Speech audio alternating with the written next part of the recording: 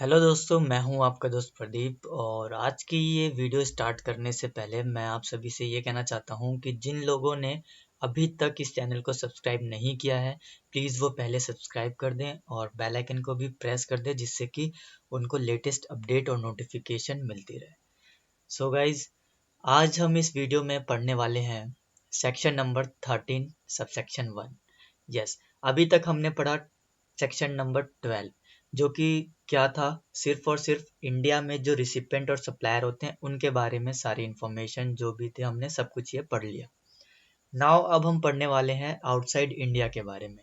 अगर रिसिपेंट या सप्लायर जो है हमारे कहाँ होते हैं, सर्विसेज प्रोवाइड कराई जा रही हैं कहाँ पर, आउटसाइड इंडिया में, तो फिर किस तरीके से प्रोविज़न को अप्लाई करेंगे, ये सारी बातें देखेंगे। सबसे पहले हम देख लेते हैं आज के कॉन्सेप्ट कौन कौन से हैं। सबसे पहला कॉन्सेप्ट है सेक्शन 13 सबसेक्शन 1। ये मैं आपको अभी बता चुका हूँ। Default section. डिफ़ॉल्ट सेक्शन क्या है, ये डिफ़ॉल्ट सेक्शन किस लिए है, तो मैं आपको ये बता दूं कि डिफ़ॉल्ट सेक्शन इसलिए कहा गया है क्योंकि सबसेक्शन 3 टू 13 तक ऑफ सेक्शन 13 की जो ये सबसेक्शन है, ये दोनों वो एप्लीकेबल नहीं होगा। तो वहाँ पर कौन सा सेक्शन अप्लाई किया जाएगा, सेक्शन 13 सबसेक्शन 2। ठीक है, आई होप आप लोग को क्लियर हो गया होगा। यानी कि ये जहाँ एप्लीकेबल नहीं होगा वहाँ पर इसको पुट किया जाएगा। देखेंगे, पढ़ेंगे क्या है ये सब सारी बातें। कुछ स्पेसिफाइड सेक्शन है जो कि है 13 सबसेक्शन 3 टू 13 सबसेक्शन 13 तक। ये स्पेसिफाइड सेक्शन है, इन्हीं को हमें फर्दर आगे पढ़ना है, बहुत ही अच्छे से समझना भी है। नेक्स्ट है place of supply services on goods section. ये है हमारा A. Is it clear? Section 13 subsection 3 clause A, इस तरीके से हमें पढ़ना है। एंड उसके बाद फिर ये देखिए, यहाँ आप बिल्कुल भी कंफ्यूज मत होइएगा, क्योंकि यहाँ पर दोनों सेक्शन सेम है, सबसेक्शन भी सेम है, बट यहाँ पर ए एंड बी, ये बात आपको ध्यान रखनी। क्लॉजेस क्या है इसके, ए एंड बी है, तो ये देखना होगा। So next है place of supply of services supplied directly in relation to an immovable property. Okay, and ये है आपका 13(4) है, ये गलती से यहाँ पर 113 हो गया है, तो ये बात आपको ध्यान रखनी है। तो चलिए स्टार्ट करते हैं बिना डिले किए हुए आज की ये वीडियो। तो आ जाते हैं हम अपनी बुक पर। सबसे पहले देखिए, जो मैंने बातें बताई थी वही यहाँ पर भी है, ये इस तरीके से हम पढ़ने वाले हैं। तो डायरेक्ट हम अपने कॉन्सेप्ट पर आते हैं।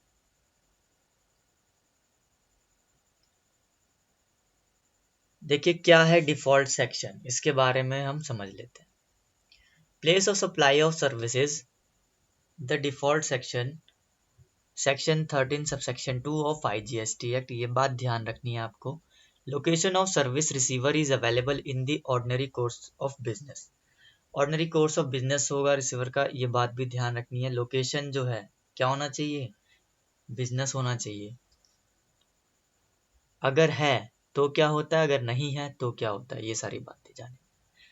तो location of the service recipient is the place of supply of service मान लिया जाएगा। यानी कि जो लोकेशन ऑफ सर्विस होगा रिसिपेंट का, वही प्लेस ऑफ सप्लाई मान लिया जाएगा। एंड अगर नहीं हुआ तो क्या माना जाएगा, प्लेस ऑफ सप्लाई। तो location of service provider is the place of supply of service, तो यहाँ पर प्रोवाइडर को मान लिया जाएगा। ठीक, देखिए बहुत ही सिंपल है। बिजनेस अगर है तो क्या मान लिया जाएगा, रिसिपिएंट का, अगर नहीं है तो क्या मान लिया जाएगा, प्रोवाइडर का। So simple is that. Further आगे बढ़ते हैं। देन है यस, देन क्या होता है, service receiver located in taxable territory में है, यस है, और नहीं है नो, तो क्या होता है तो देखिए जीएसटी विल बी लेविड होगा, नहीं है तो जीएसटी नहीं लगेगा, सिंपल है। ऑब्वियसली हम लोग पढ़ चुके हैं कि GST not applicable on all exports, तो ये बात भी आपको ध्यान रखनी है। तो आउटसाइड इंडिया ये चीज़ भी ध्यान रखनी है आपको। तो ये देखिए नो, एंड देन क्या हुआ है, यस, यहाँ पर यस एंड यहाँ नो, तो जीएसटी यस पर लेविबल होगा और नो पे नॉट लेविड होगा।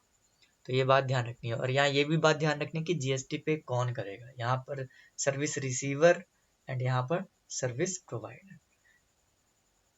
चलिए आगे बढ़ते हैं। इस तरीके से छोटे छोटे कॉन्सेप्ट अगर हम क्लियर करते हैं तो हमें सब कुछ समझ में आ जाता है। अदरवाइज बुक में इतना सब कुछ पढ़ने के लिए है कि आप बुक को देख कर ही बोलोगे कि बस हो गई पढ़ाई हमारी, हमें कुछ समझ में नहीं आ रहा है।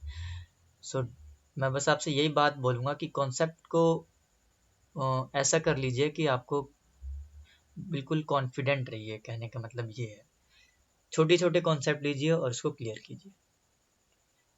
क्लैरिफिकेशन है कुछ regarding determination of place of supply को लेकर। In case of software design service related to electronic semiconductor and design manufacturing industries.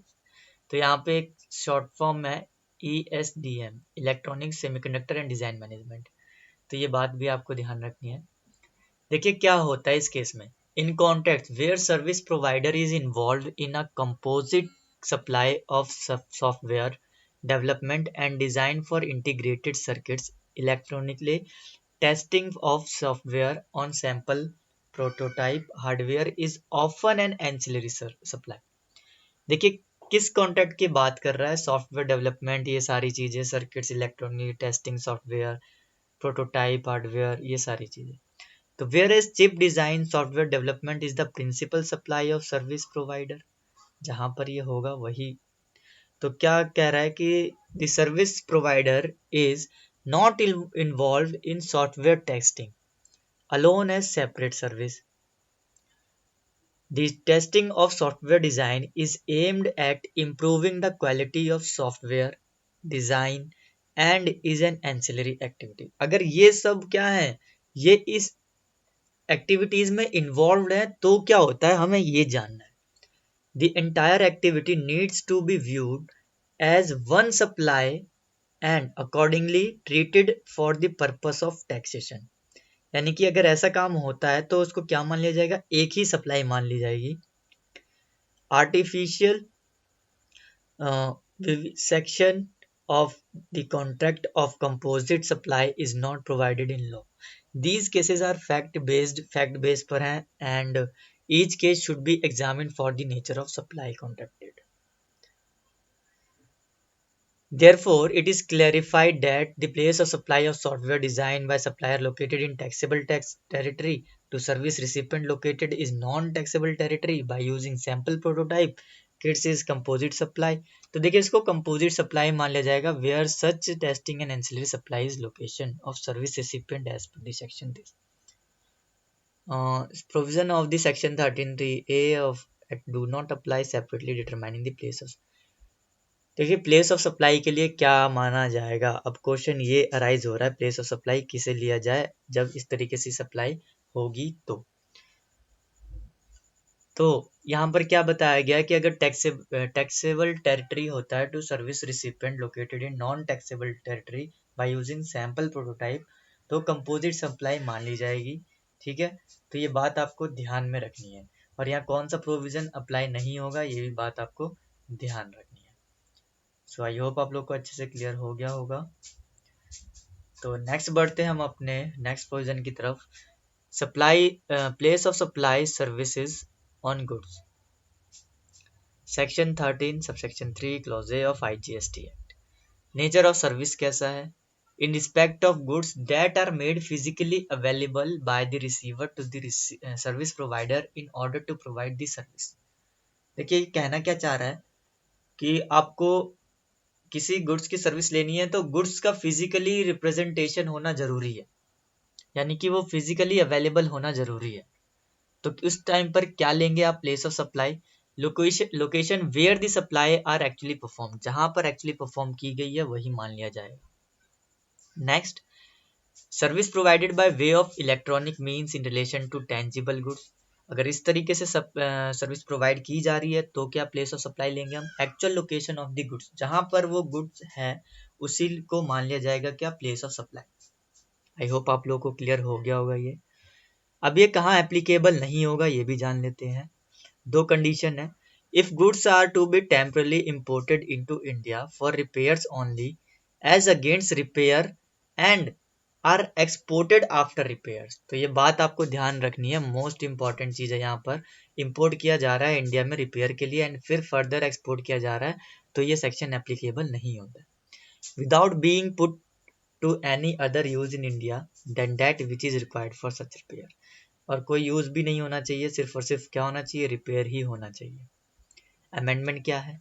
Amendment vide the integrated goods and services tax amendment is, क्या कह रहा है, which shall be applicable in case any treatment for purpose, any treatment for any treatment for process, any treatment और process which may not come within the four corners of the definition of job work done on goods temporarily imported into India and exported without putting them to any other use in India, hence the instant case the place of supply is outside India। तो ये आपको ध्यान रखनी है, बात imported की गई है देन फर्दर एक्सपोर्टेड किया गया है विदाउट एनी यूज, तो आपको प्लेस ऑफ सप्लाई क्या लेना है, आउटसाइड इंडिया लेना है। देखिए जैसे इस तरीके से यहाँ पे समझाया गया, टैक्सेबल टेरिटरी है, प्लेस ऑफ सप्लाई चेन्नई है, located at Chennai. Non taxable territory है, टैक्सेबल टेरिटरी है विद इफेक्ट फ्रॉम दिस, तो प्लेस ऑफ सप्लाई JNK हो जाएगा, लोकेटेड एट जो, यानी कि जहां पर लोकेशन है गुड्स की वही मान लिया जाएगा place of supply. Spice jet company in India gets its aircraft repaired at Chennai airport by engineer deputed by Airbus France and overseas who travel from France to Chennai for the purpose। तो वही ऊपर का example ही बताया गया, मैंने लेकर समझा दिया गया इसको। The place of supply of this service is taxable territory हो जाएगा और service is taxable in the hands of spice jet. चलिए सेक्शन 13 ये देखिए, इज नॉट एप्लीकेबल। अब ये कहाँ एप्लीकेबल नहीं होगा, where the if the goods are to be temporarily imported into India for repairs for any other treatment for the purpose after exporting repairing. तो यही same without being put to use, तो एक ही बात बता रहे हैं ये बार बार। चलिए आगे बढ़ते हैं, एग्जाम्पल देख लेते हैं, एग्जाम्पल से और ज़्यादा क्लियर हो जाएगा आपको। Example number 55, ABC fabricators has its factory located in Gujarat. कहाँ लोकेटेड है ये, गुजरात में। It has temporarily imported certain goods from its customer located in China. तो इन्होंने इम्पोर्ट किया है गुड्स को कस्टमर से अपने चाइना से, and re-exported them to China after carrying out the necessary repair without putting them to any use in Gujarat. तो ये बात आपको ध्यान रखनी है, प्लेस ऑफ सप्लाई क्या होगा। अभी हमने लास्ट में पढ़ ही लिया था कि अगर ऐसा कुछ होता है तो प्लेस ऑफ सप्लाई कहाँ मान लिया जाता है, location of the service provide, जहाँ सर्विस प्रोवाइड की गई है, आई मीन टू से कि जहाँ परफॉर्म हुई है। तो देखिए क्या कह रहा है, will your answer be different if the repaired goods are re-exported after being put in use Gujarat for some time? In the given case, since the goods have been temporarily imported, मतलब temporarily क्या किया गया, उसको import किया गया by ABC fabricators and have been re-exported after repairs without being used in Gujarat, so place of supply of repair service carried out by ABC fabricators will be determined by section 13 subsection 2 of IGST। Consequently, the place of supply of service will be location of service receiver which is China, non taxable territory है। तो ऊपर ही बताया गया था कि क्या मान लिया जाएगा, नॉन टैक्सेबल टेरिटरी में जो होगा सर्विस रिसीवर वही मान लिया जाएगा, location of the service receiver. Is that clear? अगर देखिए, अगर क्या कह रहा है, अगर पुट टू यूज हुआ तो क्या होता है, therefore in case the place of supply of service will be the location where the service is actually performed, जहां पर परफॉर्म की गई है। तो ये बात आपको ध्यान रखनी है, गुजरात मान लिया जाएगा इस केस में। however if the use is such nature which is necessary for carrying out the repairs, the place of supply service will again be determined as per this section। देखिए अगर कुछ जरूरी है कि हाँ बिना ये काम किए परफॉर्म किए हम इसको रिपेयर नहीं कर सकते, तो सेक्शन 13(2) ही अप्लाई होगा। ये बात आपको ध्यान में रखनी है।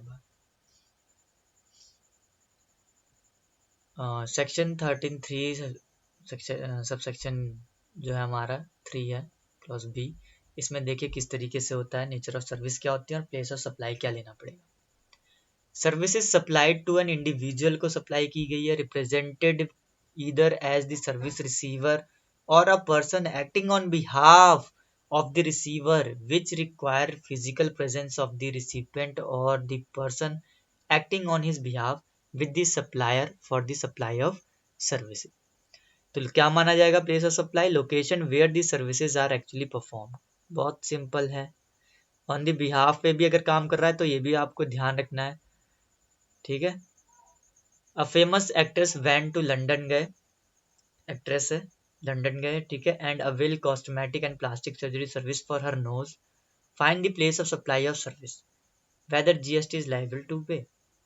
तो प्लेस ऑफ सप्लाई क्या मान लिया जाएगा? लंदन। क्यों? क्योंकि नॉन टैक्सेबल टेरी है, पहले आपको ये बिल्कुल ध्यान रखना है। और एक्चुअली परफॉर्म कहाँ हुई है? लंदन में हुई है, लंदन में ही प्लास्टिक सर्विस सब कुछ करवाया है।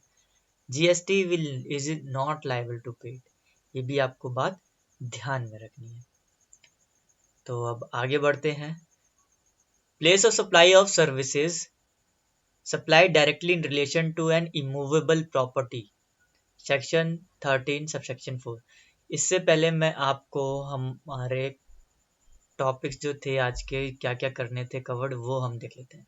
तो हमने ये कवर कर लिया, ये कवर कर लिया। स्पेसिफाइड सेक्शन है वो हम कर ही रहे हैं। Is it clear? ये हम दोनों ये भी क्लियर कर लिया है। ये कर लिया हमने क्लियर? नो, अभी नहीं क्लियर हुआ है। ये गुड्स वाला अभी क्लियर नहीं हुआ है आई थिंक। एक बार देख लें 3A 3B, hope so clear हो गया हो। तो एक बार देख लेता हूँ मैं। तो हम ये कर चुके हैं और अब हमें पढ़ना है सेक्शन 13 सबसेक्शन 4। क्या कहता है ये? नेचर ऑफ सर्विस कैसी होनी चाहिए? लीज और a right to use, occupation, enjoyment और provision of hotel accommodation by hotel, guest house, club. ये बात ध्यान रखनी है। Construction service, architects, interior decorators, renting immovable property, real estate, ये सारी बातें आपको ध्यान रखनी है। इस रिगार्डिंग आप नेचर ऑफ सर्विस क्या है इस तरीके का है। तो प्लेस ऑफ सप्लाई क्या मान लिया जाएगा? Where immovable property is located और इंटेंड टू बी लोकेटेड। चलिए देखते हैं with example. 57 Mrs Neelam Goyal हैं, an interior designer based in Delhi, provides her services to an Indian hotel chain which has business established in Mumbai for its newly acquired property in London. तो यहाँ पर जो है क्या करती हैं मिस्टर गोयल, मिसेस गोयल जो है वो डिज़ाइनर है, वो अपनी सर्विसेज प्रोवाइड कराती हैं इस तरीके से। और उनका एक प्रोजेक्ट है जो कि उनको करना है कहाँ, जो प्रॉपर्टी कहाँ पे है? लंदन में, यानी कि नॉन टैक्सेबल टेरिटरी में है। Find the place of supply of service and the person liable to pay tax. तो आंसर क्या हो जाएगा हमारा? आंसर होगा लोकेशन ऑफ सर्विस रिसिपिएंट, यानी कि is the place of supply of service. तो देखिए मुंबई को माना गया है, क्यों? क्योंकि देखिए क्या कहा गया है सेक्शन 13A में कि लोकेशन ऑफ सर्विस रिसिपिएंट माना जाएगा। क्यों माना जाएगा? क्योंकि place of supply of service क्या है? लोकेशन ऑफ सर्विस रिसिपिएंट, जहां पर रिसीव कर रहा है वही, ठीक। तो कहाँ रिसीव कर रहा है ये बात आपको ध्यान रखनी है, भले ही कुछ और हो जगह कहीं और किसी काम के लिए। इस क्वेश्चन में एक्चुअली में बोल क्या रहा है? बोल ये रहा है कि बिजनेस जो है वो स्टेब्लिश है मुंबई में एंड उसने न्यूली प्रॉपर्टी जो वो लंदन में है, उसके लिए उसने काम मांगा है कहाँ पर? मुंबई में। तो मुंबई में ही तो सेंड किया होगा, तो इसलिए आप यहाँ पर प्लेस ऑफ सप्लाई क्या ले लिया गया है? मुंबई। तो बिल्कुल भी कंफ्यूज नहीं होना है। तो बढ़ते हैं अब हम आगे अपने नेक्स्ट कॉन्सेप्ट की तरफ। आई थिंक हम लोग ये सब सारी कॉन्सेप्ट जो है वो कंप्लीट कर चुके हैं। तो आगे की वीडियो अब हम नेक्स्ट क्लास में देखेंगे किस तरीके से सेक्शन 13 जो है सेक्शन 13 सब सेक्शन 5 होगा। तो आज के लिए इतना ही, एंड बस मैं यही कहना चाहूँगा अभी तक जिन्होंने सब्सक्राइब नहीं किया है जाके प्लीज़ सब्सक्राइब कर दीजिए और बेल आइकन को भी प्रेस कीजिए, जिससे कि आपको लेटेस्ट अपडेट एंड नोटिफिकेशन मिलते रहे। So thank you so much guys, thank you so much for watching my videos. All the best.